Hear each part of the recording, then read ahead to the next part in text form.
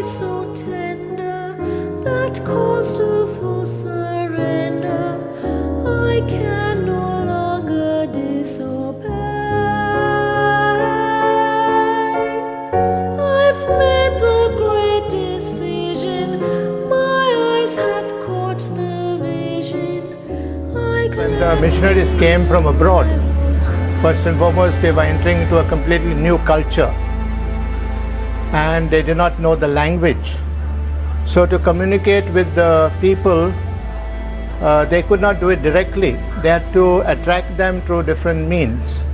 So they started boardings for poor children. In that way, the children were given some education. They came with that tremendous zeal, and I would say that they had a lot of spirit of sacrifice. They really gave up so many of the normal conveniences. These Jesuits, they would come either cycling or motorcycle or something like that. So they impressed me, Father Geisel and Father Alt and Father Baumann. So I said, if these people can do it, why can't I do it? Now life must have a meaning and must be a purpose, and I felt these people have a purpose in their life. They keep their life really for something which is worthwhile, and to say, I wanted to understand, I should do it.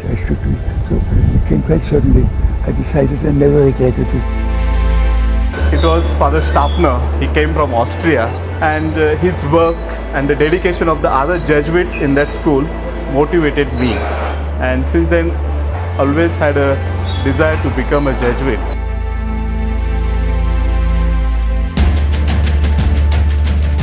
Message of this has the kingdom of God, universality. All people should be united. All nations, all countries, all cultures, also all religions, they should be united and form the great community of God's kingdom. Jesuit it comes from the Latin word Jesu ita.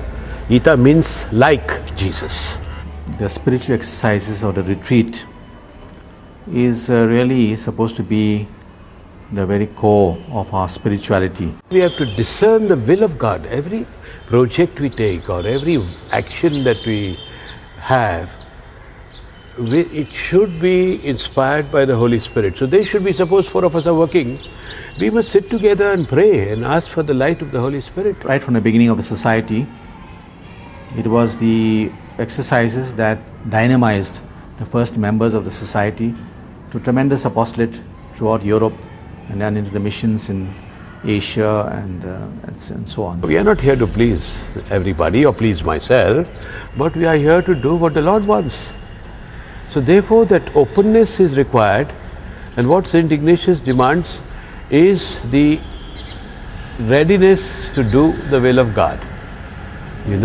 What he calls indifference. Indifference means ready, there, waiting on the Lord. So if the Lord says, go there, I go. He said, do this work, I do. God really leads us and guides us in ways which are best for His own purposes and for our own purposes, to develop our own growth. And so I wouldn't see myself as going into this particular work or that particular work or whatever. I have certain talents which would mean that I can get into certain works and perhaps contribute better into such works. But I see myself as being open, because God can do wonderful things with very ordinary instruments. He doesn't need excellent instruments. He is the one who does the work. He only needs an instrument which is willing to let Him work.